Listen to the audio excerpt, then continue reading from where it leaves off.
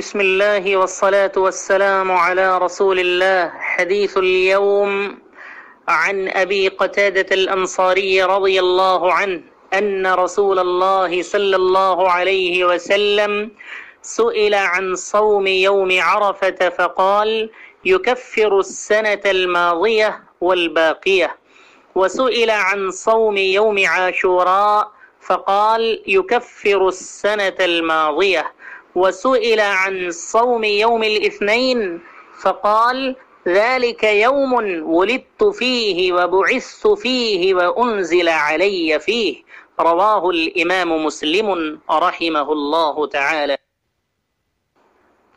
السلام علیکم ورحمۃ اللہ. آج کی حدیث شریف حضرت ابو قتادہ انصاری رضی اللہ عنہ فرماتے ہیں کہ نبی کریم صلی اللہ علیہ وسلم سے عرفے کے روزے کے بارے میں پوچھا گیا تو آپ نے ارشاد فرمایا کہ یہ روزہ 1 سال پہلے اور 1 سال بعد کے گناہوں کی معافی کا سبب ہے. اسی طرح آپ سے یوم عاشورہ کے روزے کے بارے میں سوال کیا گیا تو آپ نے ارشاد فرمایا کہ یہ روزہ پچھلے 1 سال کے گناہوں کی معافی کا سبب ہے.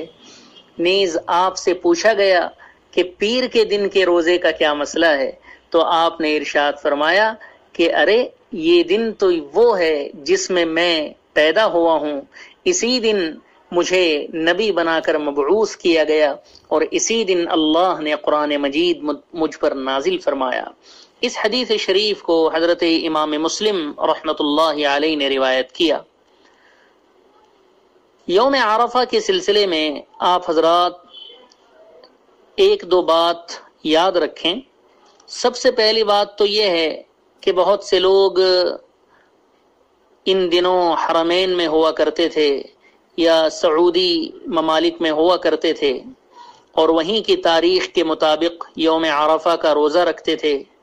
اب وہ چونکہ اپنے ممالک ہندوستان وغیرہ میں آ چکے ہیں یا پہلے کبھی رہتے تھے تو اب یہاں رہنے لگے ہیں، تو ایسے لوگوں کو سوال پیدا ہوتا ہے کہ اب عرفے کا دن 9 ذی الحجہ وہاں کے اعتبار سے مانا جائے یا جہاں پہ رہ رہے ہیں وہاں کے اعتبار سے مانا جائے. تو شرعی مسئلہ یاد رکھیں کہ یوم عرفہ 9 ذی الحجہ کی تاریخ جب ہوتی ہے اس وقت ہوا کرتا ہے. جیسے آپ ہر عبادت نماز وغیرہ کے اوقات میں اپنے ملک اور اپنے علاقے کا اعتبار کرتے ہیں، 9 ذی الحجہ یوم عرفہ میں بھی آپ اپنی جگہ اور اپنے علاقے کا اعتبار کریں گے. جب یہ بات آپ اچھی طرح سمجھ چکے ہیں تو آپ کو سمجھنا چاہیے کہ ہمیں اس بات کی فکر کھانے کی ضرورت نہیں ہے کہ بھئی سعودی وغیرہ میں 1 دن پہلے ہو گیا. بھائیو، وہاں 1 دن پہلے نہیں ہوتا، بلکہ جب وہاں 9 ذی الحجہ ہوا تو عرفے کا دن ہوا.